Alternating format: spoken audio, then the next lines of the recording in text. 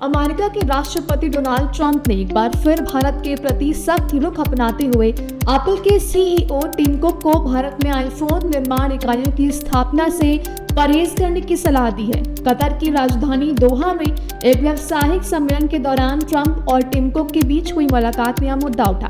बता दें, राष्ट्रपति ट्रंप ने टिम कुक से स्पष्ट रूप से कहा, मुझे आपसे एक बात पर आपत्ति है। आप भारत में आईफोन उत्पादन की इकाइयां स्थापित कर रहे थे और मैं नहीं चाहता कि एप्पल ऐसा करे। उन्होंने आगे कहा, भारत अपना खुद का ध्यान रख सकता है, इसीलिए वहां उत्पादन इकाइयों की आवश्यकता नहीं है। ट्रंप के इस बयान ने एक बार फिर भारत अमेरिका व्यापारिक रिश्तों और प्रधानमंत्री नरेंद्र मोदी की मेक इन इंडिया पहल पर सवाल खड़े कर दिए।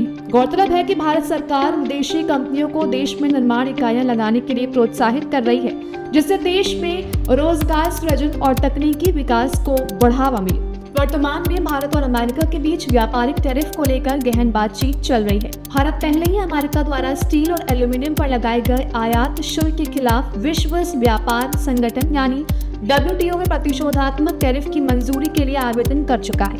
बता दें, राष्ट्रपति ट्रंप का दावा है कि भारत ने अमेरिका के साथ शून्य शुल्क व्यापार समझौते का प्रस्ताव रखा है। हालांकि भारतीय अधिकारियों ने इस दावे की पुष्टि नहीं की है।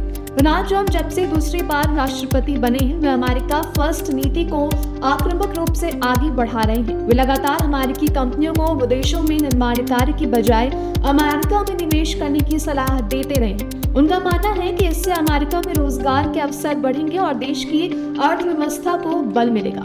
ये पहली बार नहीं है जब ट्रंप ने भारत को लेकर विवादास्पद बयान दिया हो। इससे पहले भी वे भारत को टैरिफ किंग कह चुके हैं, यह आरोप लगाते हुए कि भारत विदेशी उत्पादों पर अत्यधिक शुल्क लगाता है, जिससे अमेरिकी वस्तुओं को भारतीय बाजार में प्रवेश करना चुनौतीपूर्ण हो जाता है। ट्रंप के इस हालिया बयान से यह स्पष्ट होता है कि उनके प्रशासन की व्यापार नीति अब भी संरक्षणवाद की राह पर चल रही है, जो भारत समेत अन्य साझेदार देशों के साथ व्यापार संबंधों को प्रभावित कर सकती है।